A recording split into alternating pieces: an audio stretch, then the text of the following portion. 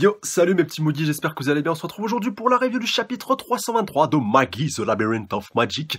Un chapitre que mon cher collègue et ami JP m'a vendu comme étant ouf, badesque, et voilà, complètement hallucinant, voilà, vraiment, pour lui, un si ce n'est le meilleur chapitre de Maggie, donc ouais, c'est vous dire.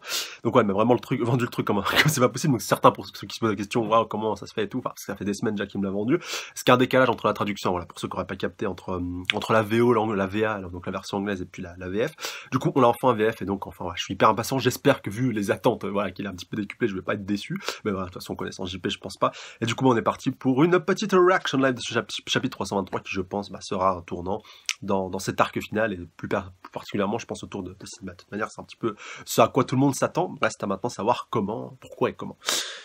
Et surtout que sous quelle forme. Alors, l'homme qui une fois se trouvait au sommet du monde, met tous tant de jeu pour ce combat. Alors, attendez, faut quand même que je me mette un petit peu en position, enfin pas en PLS, hein, voilà, je sais que tout le monde aime bien cette phrase. Donc ouais, maintenant les reaction live, ce sera un petit peu plus en incliné, tu vois, soit sur ce côté-là, soit sur ce côté-là, pour que vous puissiez voir quelque chose quand même. Enfin voilà, après voilà, allez pas dire que je pense pas à vous, mais bon, on fait avec les moyens du bord. Alors, Jinekib Zepar, donc voilà, pour de Sinbad, donc c'est vrai qu'il s'était fait totalement repoussé par Hugo à la fin du chapitre précédent, enfin Hugo, mais bon, vu qu'il a pas de H, je préfère dire Hugo, je trouve que ça sonne plus classe, et au moins c'est différent de Hugo. Attention, s'il y a de Hugo qui me regarde, bah, je vous aime beaucoup, hein. C'est juste pour que ça change un petit peu. Donc voilà, il lui dit donc ça ne marchera pas Sinbad, donc il le rééclate juste derrière. Ouais, oui, si je dis pas de bêtises, ouais, c'est ça. Et donc après, je crois qu'il en a rééquipé un autre, alors il a réussi à esquiver, donc et tout. Alors, ou alors il a encaissé le choc, il a réussi un petit peu à reculer.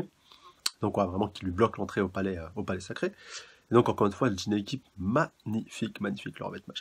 Seule son âme sait pourquoi il s'oppose à Hugo. L'histoire du mode de vie d'un héros va maintenant changer, va maintenant basculer. On dirait que ton Jin équipe a atteint ses limites, donc voilà, lui dit Hugo. Et donc c'est vrai qu'on voit que Sinbad commence un petit peu à faiblir, il en a utilisé plusieurs, donc voilà, ça prouve aussi qu'il y a du temps qui s'est passé, puis laisse mais ça en animé, mais ça va être... Je sais que je le dis à chaque fois, mais là ça va vraiment être magnifique. Alors Hugo lui dit, il n'y a pas moyen que tu puisses me battre, j'ai créé les écrins enchantés et ton monde entier. Ouais, enfin voilà, t'as pas tout créé tout seul, mais quand même. Enfin, peut-être pas l'intégralité du nombre de pouvoirs, que ce soit la sagesse de Salomon, tout ça, voilà, c'est plus du ressort de Salomon et puis puis bien entendu de David. Mais c'est vrai que Hugo a beaucoup contribué à tout ça, voilà, avec toute l'époque de Salomon justement et puis de David, qui était un de ses contemporains. T'est-il jamais venu à l'esprit que les protagonistes des histoires que tu as écrites puissent un jour te blesser? C'est impossible. Donc voilà, lui dit, en gros, lui dit Hugo, donc voilà, en gros, c'est pas tout ce que tu vas te servir contre moi, que moi j'ai créé, qui vont me faire du mal. Arba ne comprend rien. La probabilité que tu atteignes le palais sacré n'est pas de 1%. Ah donc voilà, ouais, c'est ce que l'avait dit précédemment, c'est 0, voilà, le 0 absolu. Et du coup, Sinbad, il en prend un petit peu, encore une fois, gros sur la patate, mais il se démonte pas, voilà, il continue de foncer. Malgré tout, je dirais, voilà, quitte à mourir une bonne fois pour toutes, c'est inutile, ne t'approche pas plus, donc voilà, on dit qu'il veut vraiment le protéger, qu'il veut vraiment pas qu'il... Il veut vraiment voilà, lui éviter le pire, quoi, pas en arriver à l'extrémité qui le conduira à trépasser. Donc du coup, voilà, il se fait repousser. Connaît-il l'histoire de l'homme dont les ailes ont fondu parce qu'il a volé trop près du soleil? Oui, bien entendu, le mythe d'Icare, qui à force de vouloir voler trop près du soleil, finit par se brûler les ailes. Et du coup, voilà, cette métaphore est tout à fait appropriée pour Sinbad qui est en train de se cramer littéralement, voilà, au sens propre, au sens figuré. D'ailleurs, on le voit qu'il commence à... Ah bah non, attendez. Donc on voit Sinbad donc, qui est à terre, et donc on a directement la même retranscription avec Icare, donc voilà, Sinbad continue de forcer, Icare voilà, qui continue de cramer, et donc voilà, cette lumière, c'est un petit peu un dieu ici, Hugo, comme il est un petit peu représenté, enfin, même si bien entendu, voilà, c'est pas David, c'est pas Salomon, c'est pas Ilila aussi, voilà, qui est la grande divinité de Maggie, enfin surtout la divinité que Arba et puis Sinbad avaient envie de ramener au pouvoir. Donc j'ai de la peine pour toi, Sinbad, en plus lui dit Hugo, mais bon là, il est vraiment la dernière étape qui l'empêche d'atteindre simplement ça. Punaise, excusez-moi, j'en perds un petit peu haut parce que là je suis vraiment en train de tester, je me dis quoi, il va vraiment finir par se cramer les ailes et par trépasser, enfin non, ça sera assez hoche quand même pour Sinbad. Là, je vous avoue que je suis un petit peu décontenancé, et franchement si c'est ça, bah alors je comprends encore mieux pourquoi JP m'a dit ça, mais alors attendez, on va voir. Donc voilà, c'est ce que je recherche, donc on le voit qu'il continue d'avancer, donc voilà, il lui dit c'est inutile, donc voilà, au bout d'un moment, bah, il va peut-être en avoir marre et ça passera pas. Je peux tout obtenir de mes propres mains, tu n'as même plus de mains. Oh punaise, ouais, c'est vrai que là on le voit littéralement en train de cramer. J'irai là-bas dans des endroits que personne n'a jamais vu, mon aventure ne s'arrêtera jamais, j'avancerai toujours quoi qu'il arrive, quoi qu'il arrive, quoi qu'il arrive, quoi qu'il arrive, on voit que son corps il reste pratiquement plus rien, il est carrément méconnaissable. Je ne me détournerai jamais de mes désirs, quel incroyable bonheur. Et donc je ne comprends pas, tu devrais être satisfait alors attends, devenir le roi qui a changé ce monde était... Par contre, le Hugo, on le voit un petit peu en train de douter et tout, alors est-ce qu'en étant pratiquement plus rien, en étant pratiquement limite plus que l'essence même d'un atome, il va réussir à atteindre son objectif et à réussir à se réincarner? Ça serait assez ouf, quoi. Et là, c'est même plus que sa vie qui leur a mis en jeu. Enfin, ouais, quelque part, il n'y a pas plus gros que sa vie, mais là, c'est sa vie, son être, son âme, c'est tout, quoi. Donc, ton unique rôle, mon rôle, donc ouais, on voit la silhouette Wack Lothers, non, je déconne. C'est une figure de style, bien entendu, bien représentative, comme elle avait fait d'ailleurs pour Happiness à la fin de l'arc précédent, bien entendu, avec Judal, et puis surtout Alibaba, ouais, qui avait une forme assez spéciale. Et là, du coup, bah, je pense que c'est pour nous montrer, voilà, vu l'état dans lequel se trouve Sinbad, là, comment voilà, il peut plus voir Hugo dans son intégralité, il peut à peine ressentir sa silhouette. Donc la providence divine de ce monde est telle que ceux qui atteignent le sommet finissent par tomber. Les anciens rois comme toi seront dépassés par les nouveaux. Les anciens rois atteindre le sommet et tomber, c'est la providence divine, et oui. C'est ça, c'est un petit peu la destinée de chacun. Voilà. T'as beau avoir été le plus grand roi, le plus grand empereur voilà, qui a pu traverser l'histoire, qui a pu marquer l'histoire, bah, au final, qu'est-ce qui subsistera de toi? Bah, c'est tout simplement tes faits que tu as réussi à accomplir au cours de ta longue existence. Voilà, on se rappelle, bon, voilà, comme le dit l'adage, les vainqueurs l'écrivent, les vainqueurs racontent l'histoire, mais aucun des deux ne survivent, quoi, à part bien entendu via les écrits et via leurs exploits qui peuvent être narrés de contrée en contrée. Et c'est pour ça que beaucoup d'hommes, au cours de l'histoire, ont essayé, voilà, de toujours repousser les limites des conquêtes. Voilà, je pense à des gens comme Gengis Khan, comme Alexandre le Grand, voilà, qui ont vraiment réussi à étendre leurs empires. Les différents rois britanniques aussi qui sont succédés, Napoléon, bien entendu, voilà, qui a réussi à amener la France à son apogée, voilà, avec son empire colonial. La preuve, voilà, tant bien qu'il est un petit peu le modèle de réussite ultime, voilà, au niveau de la French Touch, voilà, même si d'ailleurs certains youtubeurs en avaient un petit peu parlé, mais je sais pas si vous regardez Histoire brève, donc voilà, présenté par Dave Sheck, qui est voilà, excellent. Je sais pas s'il est historien ou s'il a une licence en histoire ou autre, mais bon, de toute façon il a des connaissances assez impressionnantes, un peu comme Nota Bene. Il avait fait dans une de ses dernières vidéos un point assez intéressant en parlant de Napoléon, justement, là, il parlait de 3 dictateurs, donc voilà, il parle un petit peu des 2 premiers, voilà. Je me rappelle plus vraiment plus la vidéo elle date d'il y a pas longtemps, vous pouvez même aller la checker, elle est pas très longue. Et puis le dernier dictateur dont il parle, bah, c'est de Napoléon. Et comme il le précise, c'est vrai qu'en France, il est un petit peu vu comme un modèle, comme le modèle de réussite par excellence, alors qu'à l'étranger, il est juste perçu comme un dictateur, voilà, au même titre que d'autres, comme il y a pu en avoir tout au long de l'histoire, un peu comme Hitler, ou tous les autres. Bon, là, je prends l'autre cas extrême, voilà, bien sûr, Napoléon n'était pas Hitler, mais sur certains points, bien entendu, voilà, qu'ils étaient assez similaires. Voilà, après, maintenant, il y a eu beaucoup d'autres dictateurs au cours de l'histoire, voilà, Mussolini, Franco, voilà, je vais pas tous vous les citer. Surtout là, je vous cite plus des exemples récents, mais voilà, mais quand même, ça prouve que aussi grand l'homme a pu être, aussi vieux il a pu vivre, bah au final, ce qui a réussi à subsister de lui, bah il y a aucun qui a trouvé la recette pour avoir une vie éternelle. Bon, après, bien entendu, on est dans un monde, on est dans Maggie, dans un monde magique et tout, mais voilà, même la preuve, voilà, même les Magis qui sont censés être un petit peu les êtres suprêmes par excellence, voilà. En tout cas pour ceux qui sont présents sur Terre, bien entendu après t'as un petit peu tout ce qui tourne un petit peu au-dessus, avec les divinités, les ronques, tout ça. Mais les Magis, voilà, même eux, ils sont amenés à mourir et à se réincarner. Enfin voilà, même eux, il y a un cycle de vie et de mort, voilà, même s'il y a plusieurs de prédispositions. Mais regardez Sherazade, voilà, je vous donne l'exemple type. C'était la Magie presque pour l'instant qui avait vécu, je pense, le plus longtemps. Et ben même elle a pas pu repousser les limites. Et à un moment, bah, elle a dû quand même se réincarner, voilà, avec dans Titus et tout. Je vais pas vous refaire tout le topo, toute l'histoire, mais même elle, voilà, qui avait une nature un petit peu différente, si vous voulez, eh ben, elle n'a pas pu repousser les limites au point de devenir immortelle, si vous voulez. Il faut quand même prendre conscience de ces faits-là. Puis même Hugo, maintenant que j'y pense, je pense pas qu'il soit non plus mortel, parce qu'il était quand même aussi un humain à la base. Un humain, certes, avec beaucoup de puissance, voilà, à l'époque de Salomon, tout ça, même encore maintenant, encore plus depuis son sacrifice et depuis qu'il a atteint le palais sacré. Peut-être d'ailleurs qu'il a atteint l'immortalité en rejoignant le palais sacré, en devenant son gardien. Ça aussi, il faudra qu'on ait des précisions. En tout cas, on peut le supposer, le déduire. Mais même lui, à la base, il n'était pas cette entité, et donc ça prouve que il y a peut-être encore une fois une possibilité pour qu'il puisse être annihilé. Voilà, bon bref, j'ai fini avec mon petit speech, on va reprendre la lecture. Alors de cette façon, le monde peut progresser, donc voilà, déclare... attendez, je vais peut-être reprendre le discours en entier. Donc voilà, la providence divine de ce monde est telle que ceux qui atteignent le sommet finissent par tomber. Les anciens rois comme toi seront dépassés par les nouveaux. Il y a aussi voilà le cycle un petit peu que le nouveau général arrivera à dépasser le vieux croulant. Voilà, pareil au niveau des guerres avec certains chefs d'État, voilà, qui peuvent être un peu trop sur la défensive, un peu trop sur l'ancienneté, alors que la nouveauté vient un petit peu les surprendre, et du coup voilà, que la nouvelle génération va supplanter un petit peu les anciens. Ça aussi c'est tout à fait vrai. Donc voilà, les anciens rois atteindre le sommet et tomber, c'est la providence divine. De cette façon, le monde peut progresser, voilà, le continue de dire Hugo, Sinbad, il est temps pour toi de te reposer. Vous, et donc on le voit qui est en train de se rapprocher de lui avec les rouges blancs, quoi, qui est en train d'entrelacer son corps, donc voilà, plus de bras, plus de jambes, voilà, quoi, on a vu un petit peu la présence de son âme, simplement, qui était matérialisée dans le chapitre précédent. Est-ce la fin de mon rêve? Oui. Merci pour tout, Sinbad, quand même, lui dit Hugo. Et donc, on voit un retour en plus sur Sinbad qui revoit son ancienne apparence matérialisée par le rouge blanc. Bien entendu, en fait, c'était ça, cette image qu'on avait eue.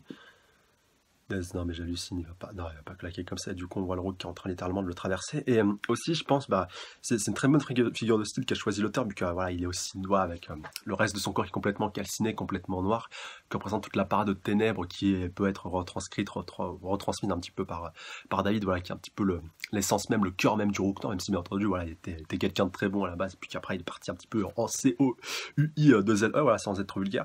Et du coup, c'est bien de voir le rogue blanc, voilà, traverser et purifier, voilà, même si bien entendu, il le purifie d'une manière assez hardcore, vu qu'il le tue littéralement, voilà, on le voit en train de se faire traverser et complètement éclaté de tous les côtés.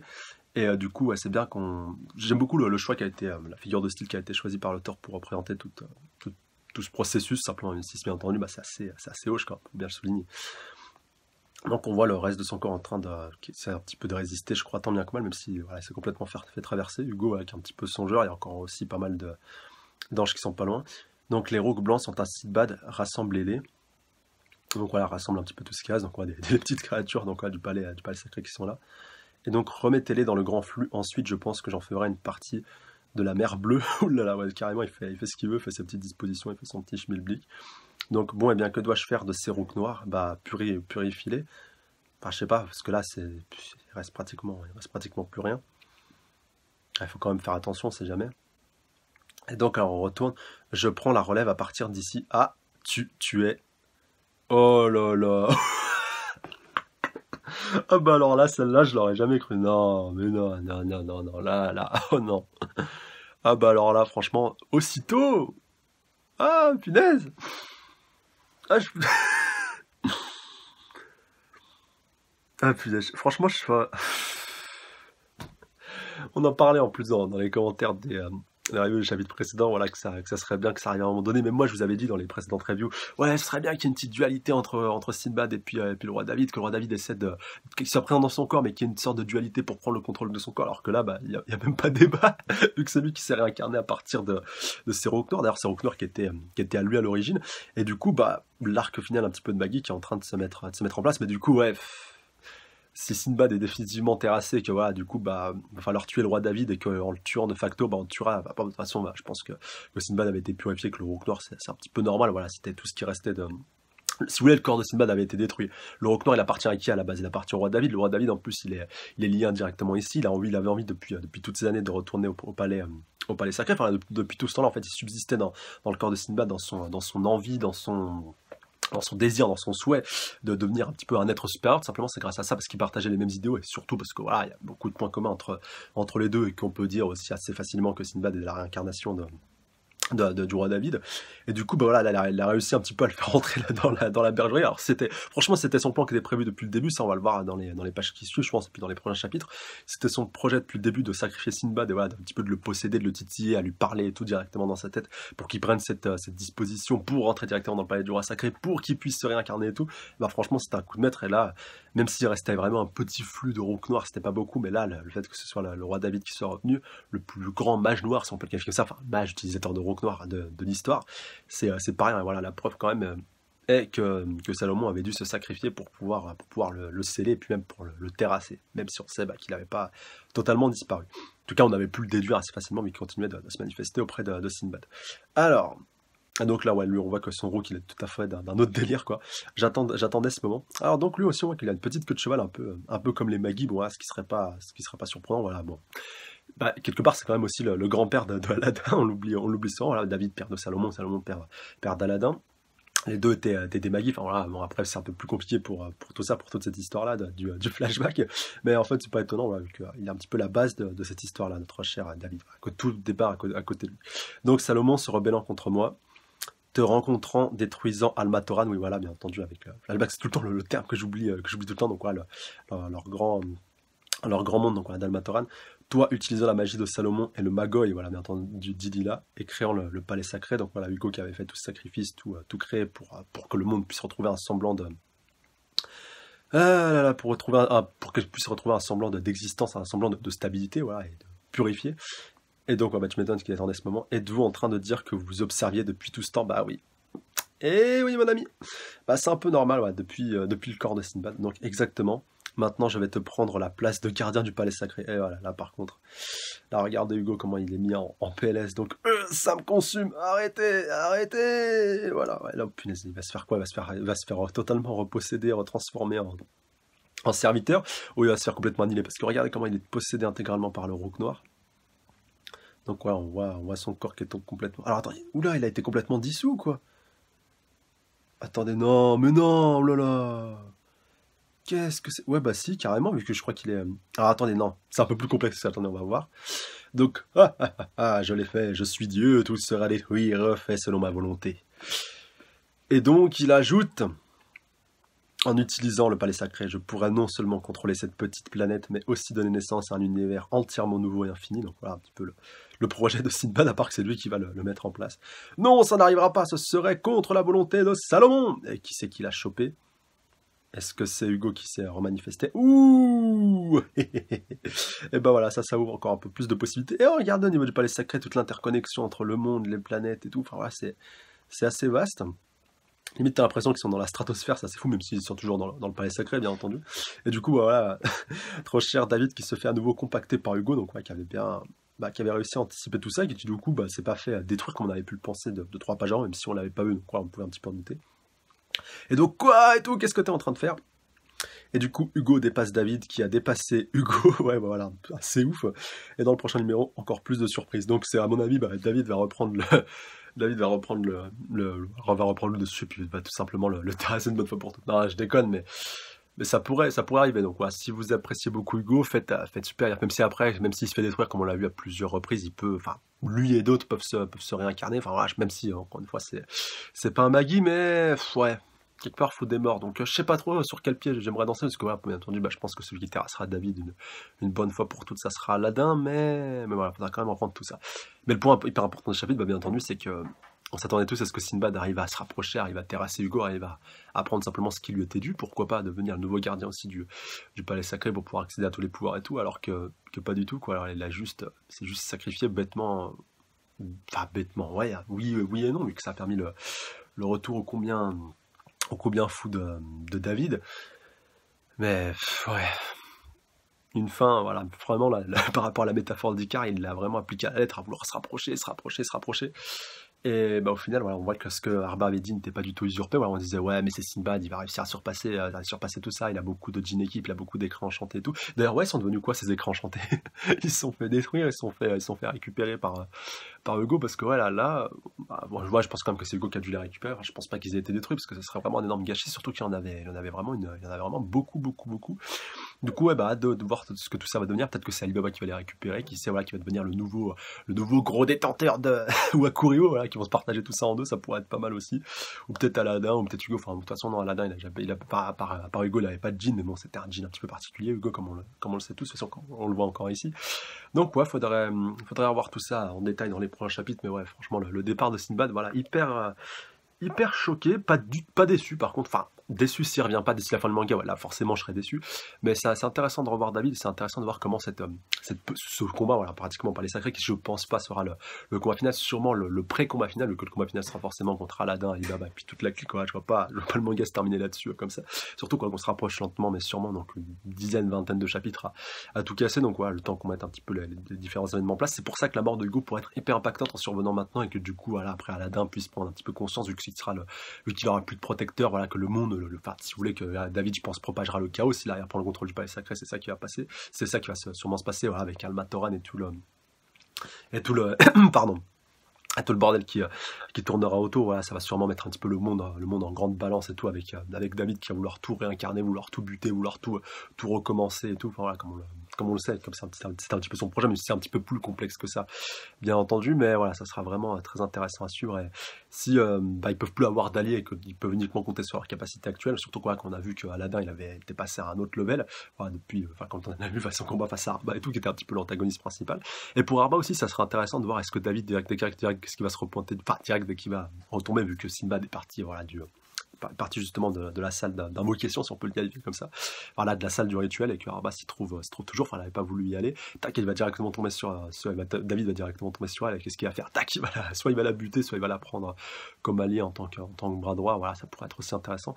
Et je me demande aussi, voilà, vraiment comment Arba va finir, vu qu'elle a réussi, un petit peu à tromper la mort plusieurs fois, voilà, tu m'as buté, en fait, non, c'est pas moi, après j'étais la reine mère, après j'étais la reine sœur, après j'étais moi-même et tout, voilà, directement au niveau du gouvernement, enfin, c'était assez spécial et puis assez ouf.